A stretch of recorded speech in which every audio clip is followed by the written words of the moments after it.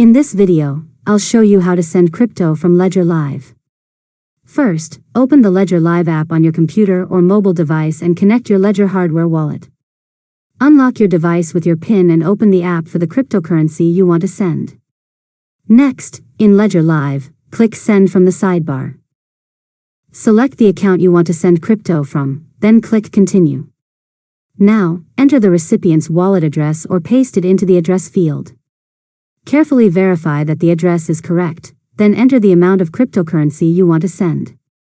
Review the network fee and adjust it if the option is available. After that, click Continue and review all of the transaction details. Ledger Live will ask you to verify the transaction on your Ledger hardware wallet. Carefully compare the recipient address and the amount shown on your device with the information in Ledger Live. If everything matches, approve the transaction on your Ledger device.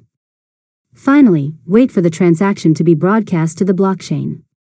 You can monitor its status in the Accounts or Portfolios section of Ledger Live until it receives the required network confirmations.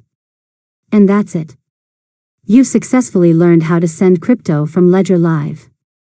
If you found this tutorial helpful, make sure to subscribe to Learn Mode Lab for more tutorials.